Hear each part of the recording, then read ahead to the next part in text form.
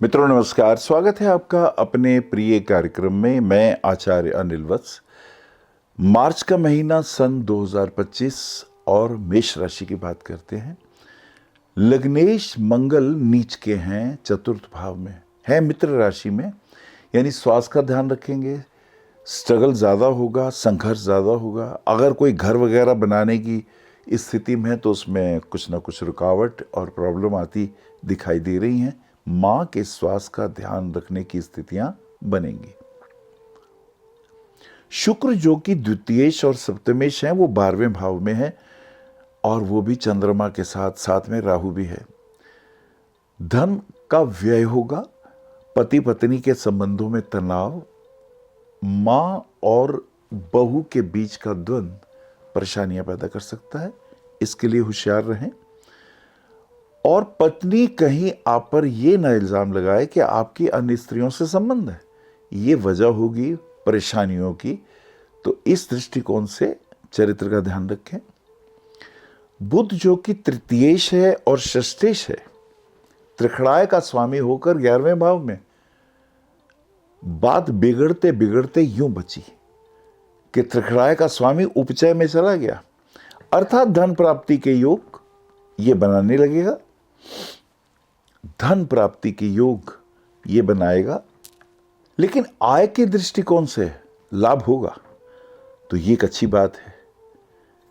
चतुर्थेश चंद्रमा भी 12वें भाव में है, यानी चतुर्थ से नवम में है।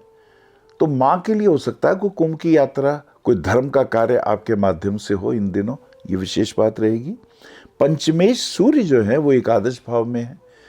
यदि कोई व्यवसाय है, बिजनेस है, लोहे का, केमिकल का, एआई का, या इंटेलिजेंस का, आर्टिफिशियल इंटेलिजेंस का, या आप आईआईटी में हैं, तो उसमें कुछ लाभ होने के चांसेस दिखाई दे रहे हैं। मंगल जो कि अष्टमेश भी हैं और वो चतुर्थ भाव में, मां के स्वास्थ्य का ध्यान रखिएगा।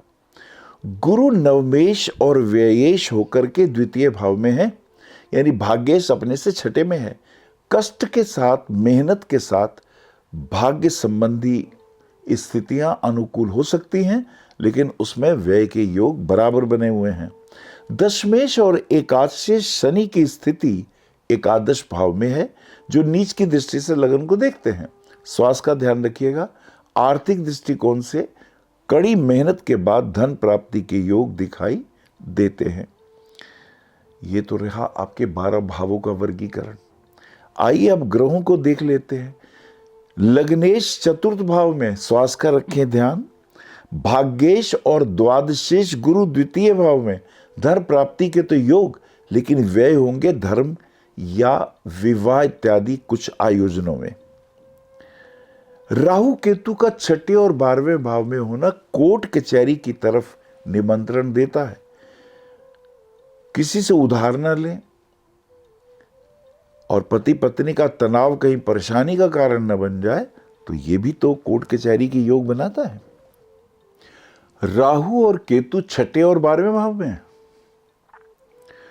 और सबसे अच्छी बात यह है कि तीसरे और छठे भाव का स्वामी, यानी त्रिखड़ाय का स्वामी उपचय में है और छठे भाव का स्वामी भी उपचय में है। यह एक विशिष्ट योग है। इसमें शत्रुओं के द्वारा परेशानियां तो आएंगी, लेकिन बुद्धिमत्ता का परिचय देंगे और समय पर एक्शन लेंगे तो कहीं निपटारा भी हो जाएगा, वरना दिक्कतें बहुत आने वाली हैं। सूर्य जो कि पंचमेश हैं, वो 11वें भाव में है, अर्थात पंचम भाव को बुध शनि सूर्य की दृष्टि है। आपकी जो संतान होगी वो आईआईटी में या बिजनेस मैनेजमेंट में एमबीए करके धन कमाने की योग्यता रखती है। आइए देखते हैं कुछ ग्रहों के क्या परिवर्तन योग हैं। शुक्र 1 तारीख से वक्री हो रहे हैं। शुक्र द्वितीयेश और सप्तमेश होकर वक्री होंगे। कहते हैं शुभ ग्रह वक्री हो तो अच्छे होते हैं। पत्नी के साथ जो संबंध खराब होंगे उसमें सुधार की उम्मीद बनेगी और आर्थिक दृष्टिकोण से लाभ भी होगा। होला अष्टक 7 से 14 तक शुरू हो रहे हैं। कहते हैं इन दिनों शुभ काम नहीं करने चाहिए, लेकिन अध्ययन, मनन, पूजा पाठ, मांगलिक कार्य कर सकते हैं। विवाह इत्यादि के कार्य, मकान में प्रवेश के कार्य, इनमें बंधन होता है। 13 तारीख को होलिका दहन भी है। अगर मोहल्ले में कहीं होलिका दहन हो तो 3 परिक्रमाएं करें और कुछ ना कुछ, जैसे मूंगफली है, रेवड़ी है, नारियल सिर से वार के वहाँ अगर जल में जो अग्नि जल रही है उसके अंदर अगर आप आहुति के रूप में देंगे तो बहुत सी नेगेटिव एनर्जीज दूर हो जाती हैं। सूर्य मीन राशि में प्रवेश कर रहे हैं 14 तारीख को। सूर्य जो कि पंचमेश है, अगर मीन में जाएंगे तो संतान हो सकता है जॉब के पॉइंट ऑफ व्यू से दूर जाए, या ये भी हो सकता है कि संतान के साथ कुछ शारीरिक कष्ट इत्यादि भी हों, उसका ध्यान रखिएगा। शुक्र वक्री हो रहे हैं 19 तारीख को और अस्त भी हो रहे हैं, तो शुक्र आपके द्वितीयेश और सप्तमेश होकर, जैसे मैंने बताया, अस्त अगर होंगे तो पत्नी की सेहत का ध्यान रखें, उनके साथ संबंधों को पॉजिटिव रखें, नहीं तो परेशानी हो सकती है। 29 तारीख को यानी 29 मार्च को शनि मीन राशि में प्रवेश कर रहे हैं। शनि आपके दशमेश और एकादशेश होकर अगर मीन में जाएंगे, आर्थिक दृष्टिकोण से परेशानियां आएंगी, घर गृहस्थी में तनाव आएगा, कोर्ट कचहरी की चीज़ें तंग करने वाली होंगी और भाग्य संबंधी कार्यों में भी थोड़ी परेशानी होगी।